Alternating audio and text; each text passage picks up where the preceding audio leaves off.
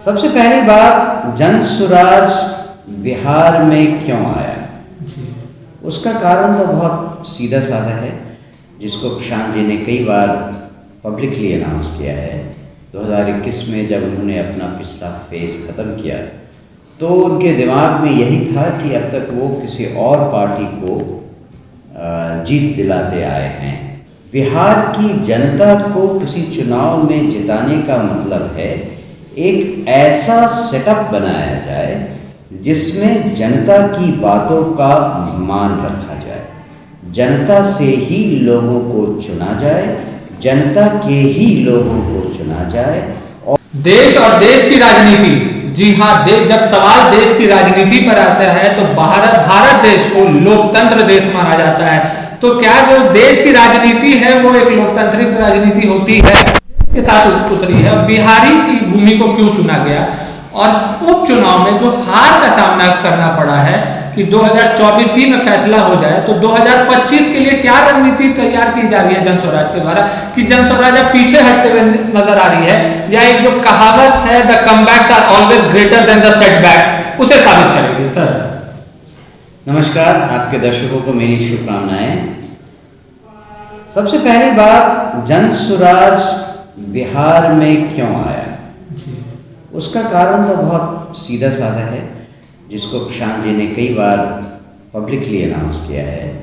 2021 में जब उन्होंने अपना पिछला फेज ख़त्म किया तो उनके दिमाग में यही था कि अब तक वो किसी और पार्टी को जीत दिलाते आए हैं। और बिहार की जो हालत है पिछले 40-50 सालों से, उसमें बिहार की जनता जिस तरह से परेशान है और दुखी है, उसको ध्यान में रखते हुए ये सोचा गया कि इस बार बिहार की जनता को जिताया जाए। बिहार की जनता को किसी चुनाव में जिताने का मतलब है एक ऐसा सेटअप बनाया जाए जिसमें जनता की बातों का मान रखा जाए, जनता से ही लोगों को चुना जाए, जनता के ही लोगों को चुना जाए, और जो चुने जाएं वो जनता के लिए ही काम करें, जनता के बीच में रहकर काम करें। आप बिहार में देखेंगे बहुत सारी जगहों पे ऐसा होता है कि जो उम्मीदवार होते हैं एस्टैब्लिश्ड पार्टियों के, वो सब बाहर से लाए जाते हैं। कोई किसी का बेटा है तो वो वहाँ उम्मीदवार बनेगा, कोई बाहुबली है तो वो उम्मीदवार बनेगा, किसी के पास 50 करोड़ रुपए हैं किसी भी तरह से कमाए हुए, वो उम्मीदवार बनेगा, जो कि लोगों से वोट लेकर एक बार जो जाता है उस क्षेत्र से, फिर शायद ही कभी चेहरा दिखाता है। 2025 में विधानसभा क्या जन स्वराज पीछे जा रही है कि दुगनी तेजी से वापस आएगी? हाँ, उसके पहले मैं जवाब ये दे दूं कि 2024 के चुनाव में क्या हुआ। जी, 2024 के चुनाव में हमने अपने आप को टेस्ट करने के लिए उतारा। क्या टेस्ट किया? जो संदेश हम पिछले 2 साल से जनता को देते आ रहे हैं वो कितने लोगों तक पहुंचा है। ये एक यार्ड स्टिक था, केमिस्ट्री में इसको टाइट्रेशन बोलते हैं, कि कुछ काम किया, उसके बाद एक्सपेरिमेंट किया, देखा कि उसका क्या असर हुआ है। जो ऐसा असर हुआ उसके हिसाब से कुछ और एक्सपेरिमेंट बढ़ाया। क्या असर लग रहा है सर? क्या असर हुआ? असर ये है कि 10 दिनों के प्रचार में, जब हमको चुनाव चिन्ह मिला था, 10 दिनों के प्रचार में 70,000 लोगों ने जन स्वराज को पसंद किया। ये एक ऐसा यार्ड स्टिक है जिसको हम झुठला नहीं सकते, और यही हमें वो एनर्जी देती है, ये ऊर्जा देती है कि अगर हमें समय मिला तो हम जनता तक, सारे लोगों तक अपनी बात पहुंचा देंगे। इस चुनाव में भी हम लगभग हर गांव में, हर दरवाजे पर, हर परिवार के पास गए थे और उनको हमने अपनी बात बताई थी। हो सकता है हम इस चुनाव में बहुत देर से आए, हमारा चुनाव चिन्ह भी बहुत देर से आया, तब तक गांव में बहुत सारे लोगों ने कुछ दूसरी पार्टियों को शायद वादा कर दिया हो और बिहार के गांव में हमने देखा कि जनरली लोग एक बार वादा करके मुकरना पसंद नहीं करते। तो बहुत सारा रीज़न है कि उन लोगों ने जिन तक हम पहुँचे अभी तक हमसे क्यों नहीं जुड़े, लेकिन हम कोई बहाना नहीं बनाना चाहते हैं। हम केवल इस बात से खुश हैं कि हमने 70,000 लोगों को अपना विचार हमारी तरफ लाने के लिए मजबूर कर दिया। और अगर हमारे पास समय रहा 2025 के चुनाव के लिए तो आप देखेंगे कि बहुत सारे लोग जनसुराज को समझ जाएंगे। और हमारे कैलकुलेशन से इसके हिसाब से हमें केवल 3 करोड़ लोगों तक अपनी बात पहुंचानी है। अगर आप गुणा करके भी देखें तो जितना समय हमको चाहिए इवन प्रोपोर्शनल रेट में, तो उतना समय हमारे पास है। सर बात करें बिहार की 2 बड़ी पार्टियां हैं, जेडीयू और आरजेडी। जी। उपचुनाव में जब उनसे सवाल पूछा गया कि त्रिकोणीय मुकाबला है, कैसे देख रहे हैं, या आने वाले विधानसभा पे जब उनसे पसंद किया।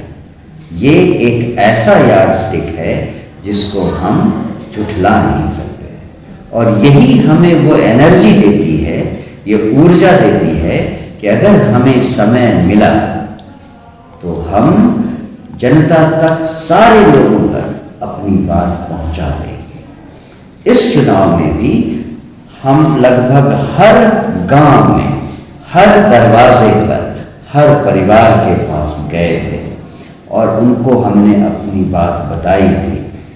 हो सकता है हम इस चुनाव में बहुत देर से आए, हमारा चुनाव चिन्ह भी बहुत देर से आया। तब तक गांव में बहुत सारे लोगों ने कुछ दूसरी पार्टियों को शायद वादा कर दिया हो, और बिहार के गांव में हमने देखा कि जनरली लोग एक बार वादा करके मुकरना पसंद नहीं करते। तो बहुत सारा रीज़न है कि उन लोगों ने जिन तक हम पहुँचे अभी तक हमसे क्यों नहीं जुड़े, लेकिन हम कोई बहाना नहीं बनाना चाहते हैं। हम केवल इस बात से खुश हैं कि हमने 70,000 लोगों को अपना विचार हमारी तरफ लाने के लिए मजबूर कर दिया। और अगर हमारे पास समय रहा 2025 के चुनाव के लिए तो आप देखेंगे कि बहुत सारे लोग जनसुराज को समझ जाएंगे। और हमारे कैलकुलेशन से इसके हिसाब से हमें केवल 3 करोड़ लोगों तक अपनी बात पहुंचानी है। अगर आप गुणा करके भी देखें तो जितना समय हमको चाहिए इवन प्रोपोर्शनल रेट में, तो उतना समय हमारे पास है। सर बात करें बिहार की 2 बड़ी पार्टियां हैं, जेडीयू और आरजेडी। जी। उपचुनाव में जब उनसे सवाल पूछा गया कि त्रिकोणीय मुकाबला है, कैसे देख रहे हैं, या आने वाले विधानसभा पे जब उनसे चुनाव के लिए पूछा जाता है तो उनका स्पष्ट कहना है कि त्रिकोणीय मुकाबला है ही नहीं। जनसुराज को हम लोग कहीं रेस में नहीं मान रहे, ना पहले मान रहे थे ना आने वाले समय में मान रहे हैं। कैसे देख रहे हैं? ठीक है, वो जो माने वो उनकी मानना है। हम बार बार कह चुके हैं कि हमारी लड़ाई किसी राजनीतिक दल से नहीं है, हमारी लड़ाई अपने आप की है। हम कितना सक्सेसफुल हुए लोगों तक अपनी बात पहुंचाने। हमारी लड़ाई केवल ये है कि हम 3 करोड़ लोगों को ये मानने के लिए मना लें कि जनसुराज ही एकमात्र विकल्प बच गया है आज के समय में। जिस दिन हम उस लक्ष्य को प्राप्त कर लेंगे, हम अपनी लड़ाई जीतेंगे। उसके बाद जो होगा वो जनता का है। और बाकी राजनीतिक जैसा इंग्लिश में कहते हैं will fall by the way side, ठीक है ना, यही होगा। तो हमें किसी और पार्टी की चिंता नहीं है और हम किसी पार्टी की चिंता करते भी नहीं। सर बात करें बिहार की जनता की, तो जहां पर अभी आरक्षण का मुद्दा गरमाया हुआ है, स्मार्ट मीटर पर जनता चढ़ाई कर रही है, सवाल उठ रहे हैं संसद पे, इसमें जनसुराज खामोश है। आप कह रहे हैं कि बिहार की जनता के लिए पार्टी है, पर जनसुराज इसमें खामोश क्यों है सर? नहीं, हम इस बात में भरोसा नहीं करते हैं कि हम हर इश्यू पे अपना कोई स्टेटमेंट दें। जैसा हमने कहा, हम अर्जुन के उस बाण की तरह फोकस्ड हैं जो उस मछली की आंख पे लगने वाली है। हमें अपने एनर्जी को इधर उधर वेस्ट करने की जरूरत नहीं है। तो हमारी लड़ाई, जैसा हमने कहा, केवल इस बात पे है कि हम लोगों तक पहुंचे। जहां तक आरक्षण या आपने कहा स्मार्ट मीटर का सवाल है, प्रशांत किशोर जी लगभग अपने हर भाषण में इस बात को कहते आए हैं कि यहाँ जो हो रहा है वो व्यवस्था की कमी है, जिसको अव्यवस्था कह लें, कुव्यवस्था कह लें, कोई भी नाम दे दें, लेकिन जो एक तो लॉ एंड ऑर्डर का जो सिचुएशन है बिहार में वो कंप्लीटली डिससैटिस्फैक्टरी है। लॉ एंड ऑर्डर की कमी के कारण ही इन्वेस्टर्स बिहार में नहीं आ रहे हैं।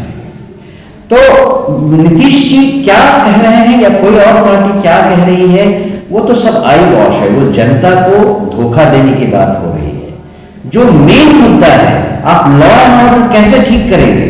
अगर हमें शासन मिले 3 महीने के अंदर हम लॉ एंड ऑर्डर ठीक कर देंगे और इन्वेस्टर्स यहां लाइन लगाकर आना शुरू कर देंगे। नीतीश बाबू के पास 20 साल था, क्या किया उन्होंने 20 साल? उनसे पूछना चाहिए। सर एक आखिरी सवाल, 2025 विधानसभा में जन स्वराज अपने आपको कहां देखते हैं? 70,000 से कितना नंबर ज्यादा? 70,000 से 3 करोड़। 3 करोड़ 40% वोट हमें मिलेगा।